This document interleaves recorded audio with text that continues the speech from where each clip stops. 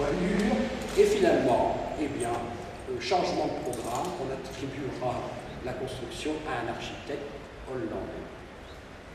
Et ça n'est pas signé. Mais, en revanche, dans les années 1905, entre 1905 et 1910, alors ça c'est Andrew Carnegie, n'est-ce pas, un des milliardaires américains, qui se propose, alors on est dans des années un peu utopiques, on se dit, bon, plus jamais la guerre, déjà, vous voyez, déjà avant la guerre de 14, et donc on veut construire un palais de la paix à La Haye. Et Andrew Carnegie est prêt à financer ce projet, donc c'est pareil, grand concours international, là il y a plus de 200 architectes qui proposent des projets, tous plus fous les uns que les autres. Ça c'est le projet de Louis-Marie Cordonnier, alors avec plein de beffrois, alors c'est chargé quand même, il faut avouer, c'est un peu chargé. Et alors après il allège un peu, voilà, on connaît un peu son style. Alors il y a plein de concurrents, notamment, il y en a un normalement qui est favori, c'est M. Wagner. Alors vous voyez, c'est un style complètement différent, hein, ça n'a rien à voir. Hein. Là on est plus dans le style 18e siècle, hein, vous voyez, un peu des grands châteaux classiques. Hein, voilà. Et Wagner est favori, mais finalement c'est Louis-Marie Cordonnier qui remporte le concours. Seulement, on lui dit ok, vous allez faire, mais vous allez changer complètement votre projet. Et entre les plans que vous avez vus auparavant et l'œuvre finale, quelle simplification! Quelle simplification! C'est pas mal, mais bon, ça n'arrive pas, c'est pas aussi grandiose que les projets initiaux. Ça a été inauguré en 1913, à quelques mois avant la Première Guerre mondiale. Alors l'intérieur est assez, avec aussi des vitraux, voilà, et vous avez toujours un petit peu de style. Alors après, Louis-Marie Cordonnier avait des bureaux boulevard de la Liberté, à Lille. Mais il était mal vu, en fait, des architectes lillois. Ah oui, c'est pareil, c'est la jalousie. Forcément, lui, il est connu, il fait des concours internationaux, etc. Voilà. Bon, donc, mal vu. Alors, mal vu aussi, peut-être, parce que, bon, après, c'est vraiment tout, les querelles politiques. Hein, Louis-Marie Cordonnier est dans une famille, on va dire, conservatrice, catholique, pratiquante.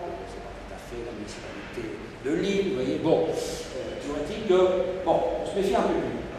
Alors, il y a un projet de construction de l'opéra de Lille. Alors là, il ruse. Louis-Marie Cordonnier ruse, c'est-à-dire qu'il propose deux projets. Il propose un projet dans son style habituel, ce qui fait qu'on le reconnaît d'avance, et donc on dit non, on ne va pas prendre Cordonnier, hein, allez, ça suffit. Et puis il propose un deuxième projet, hein, parce que c'est anonyme au départ, hein, voilà, donc qui n'a rien à voir avec le style habituel de Cordonnier. On revient à un style un peu 18e siècle, on pense à Garnier, voilà. Et alors les gens sont séduits, le jury est séduit par ce projet-là, et quand on ouvre le pli, c'est pas vrai, c'est Louis-Marie Cordonnier. Alors là, c'est extraordinaire. Donc c'est lui qui enlèvera ce très bon projet, à la fois de l'opéra, hein, là vous avez parlé à l'intérieur, le grand hall, là on se croirait à Versailles ou à Peterhof, à côté de Saint-Pétersbourg, hein, quasiment. C'est grandiose, c'est grandiose. Le souci des décors, des détails.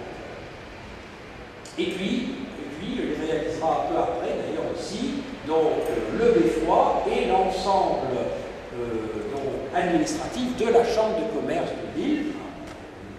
La silhouette, d'ailleurs, ça c'est amusant dans certains livres, peut-être de gens qui ne connaissent pas bien la région d'ailleurs, hein, qui éditent des bouquins, souvent c'est marqué le beffroi de l'hôtel de ville de Lille. Moi j'ai déjà lu plusieurs fois sur des ouvrages. Ouais, bon.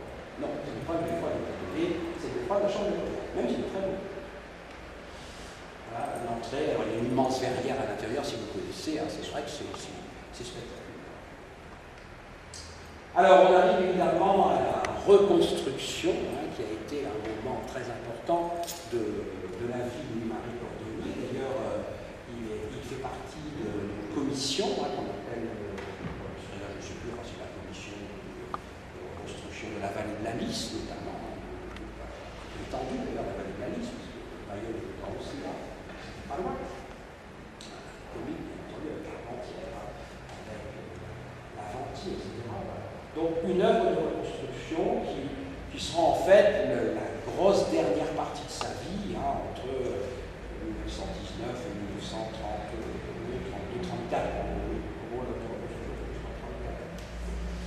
Alors, il y a beaucoup de choses à reconstruire. Là, les beffrois sont interprétés. Vous avez 3 beffrois en particulier, Bailleul, Comines et Armentières. Alors, voilà comment était le beffroi de Bailleul avant 1914, donc dans un style de donjon, effectivement, avec un petit hôtel de ville associé. Alors, le problème, évidemment, des reconstructions, et ça, vous l'avez bien vécu à Comines, c'est toujours, on va dire, la querelle, plus ou moins, des anciens et des modernes. C'est-à-dire, quand on reconstruit, qu'est-ce qu'on fait? Est-ce qu'on reconstruit un identique ou pas? Est-ce qu'on utilise des nouveaux matériaux ou pas? Vous voyez, donc tout ça. Et est-ce qu'on reconstruit exactement au même endroit? Quand vous associez tout ça, vous voyez que ça peut faire des sacrées querelles entre les tenants de la reconstruction à l'identique à quasiment 100%. C'est ce qui a été fait à Arras, par exemple. C'est ce qui a été fait à Ypres aussi, près de chez vous. Là, c'est vraiment quasiment du 100%.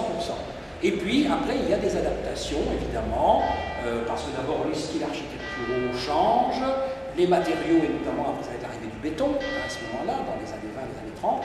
Donc, voilà, il y a plein de choix qui ne sont pas toujours faciles et qui entraînent évidemment des discussions.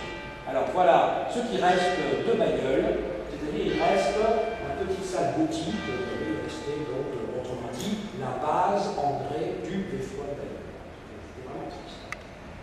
Là, on voit les photos de la reconstruction progressive et les vues d'aujourd'hui avec cette bretèche monumentale.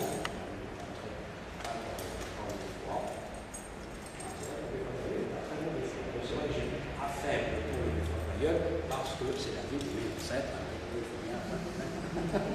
Voilà, alors, Armentières, alors là vous avez un style un peu différent, vous voyez, vous avez donc une tour à l'arrière d'un hôtel de ville plutôt 18e, donc là, évidemment, la reconstruction a été très différente.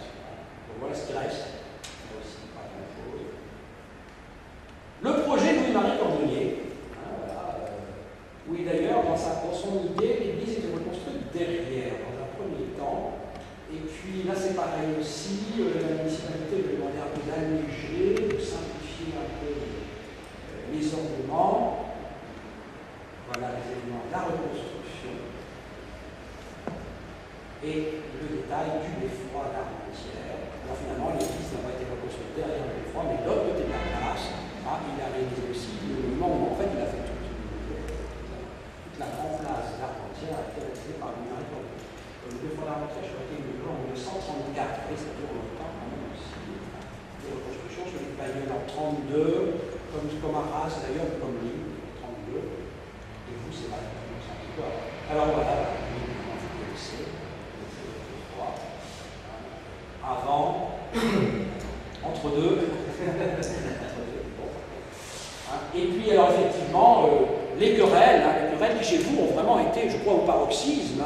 Alors j'ai relu d'ailleurs récemment tout un ensemble d'éléments sur l'histoire de Comines, avec donc cette querelle à la fois déjà on reconstruit exactement au même endroit le beffroi à côté de l'église, etc. Ou alors on réaménage totalement la place. Donc c'est d'ailleurs le choix qui a été finalement adopté, et avec le recul, on se dit que c'est bien, c'est pas mal. On a dégagé l'espace complètement. Les problèmes financiers, bien entendu, parce que dans ces reconstructions, ça coûte extrêmement cher. Je crois que le maire de l'époque a même démissionné. C'était, comment ça s'appelait? C'est pas Vincent Cousin qui s'appelait le maire de l'époque, me semble-t-il. Alors, vous êtes communois. D'accord? C'est Vincent Cousin qui a démissionné, je crois, je ne sais pas quelle année, peut-être en 22, quelque chose comme ça. Parce qu'à un moment donné, si vous voulez, il en avait ras-le-bol. Bon, ça tournait en rond, ça n'avançait pas. Il y avait un premier projet d'architecte qui a été après abandonné. Et c'est à ce moment-là où, je dirais presque, je ne sais pas si c'est par dépit, j'en sais rien, mais en tout cas, on a dit, allez, il faut faire appel à Cordonnier, et lui au moins, il va nous débroussailler l'histoire, on va y arriver. Voilà. Et puis, voilà, à notre fois, et toute cette place, effectivement, dans une reconstitution, finalement, comme Bailleul. Alors, il y a eu aussi des projets, bien sûr, entre deux, il a concouru à tellement de projets, ce brave Cordonnier, que dans le lot, forcément, tout n'est pas accepté quand même. Alors, il avait un projet qui était assez intéressant pour Béthune. On reconnaît bien la silhouette du beffroi de Béthune, ça, qui lui n'avait pas été trop détruit. En fait, ce qui avait été détruit, c'est uniquement la flèche. La tour de Béthune est d'époque, elle est du XIVe siècle. Par contre, la flèche a été détruite durant la Première Guerre mondiale. Il y avait des maisons qui enserraient à l'époque le beffroi, elles avaient été plus ou moins bombardées, donc on les avait dégagées. Et c'est là où le cordonnier lui dit ce serait bien de refaire un hôtel de ville qui enserre le beffroi, ce qui n'avait d'ailleurs jamais existé. Et là, bon, ça n'a pas été le parti pris. La municipalité de Béthune a pris un autre choix. D'ailleurs, on n'a pas fait appel à Louis-Marie Cordonnier. On a construit un hôtel de ville, art déco, que vous connaissez peut-être, en béton, complètement en béton, là, très épuré. Et donc, ce projet de Louis-Marie Cordonnier n'a pas été retenu.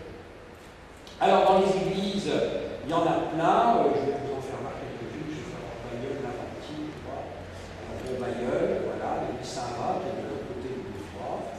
Derrière moi, voilà l'intérieur monumental de cette église de Bailleul, dans un style effectivement quand même un peu romano-byzantin. Beaucoup de vitraux, mosaïques.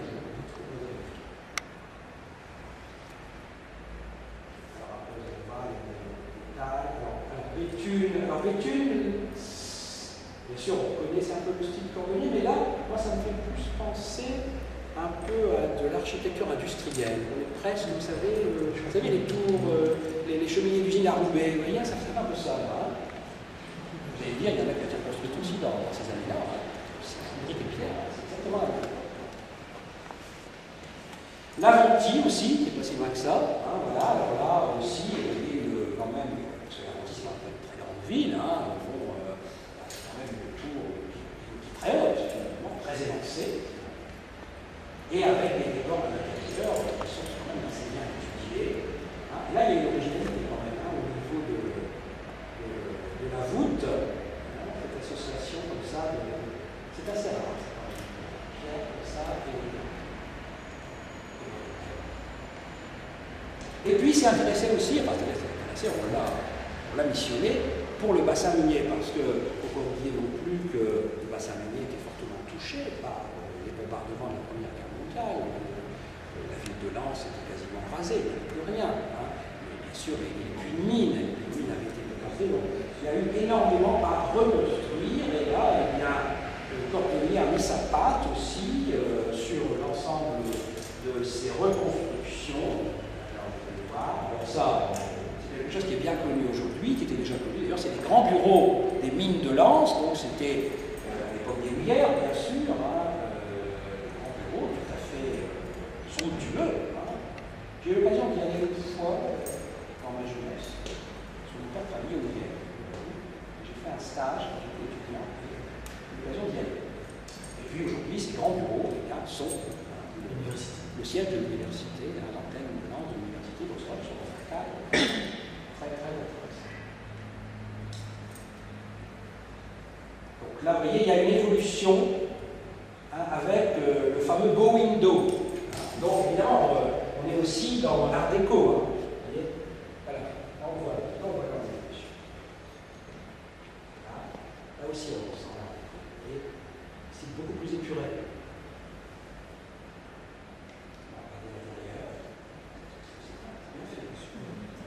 Là, il a travaillé, je crois, avec son fils.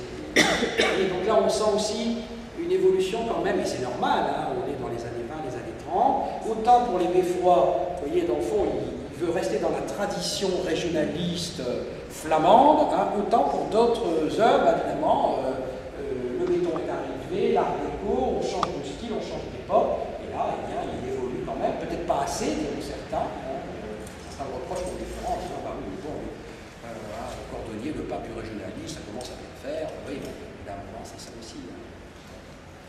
Alors ça, c'est l'église de Oisier. Oisier, c'est à côté de Douai, c'est une cité minière juste à côté de Douai. C'est l'église des Polonais. Alors évidemment, à partir de 1920, vous savez qu'il y a beaucoup de Polonais qui sont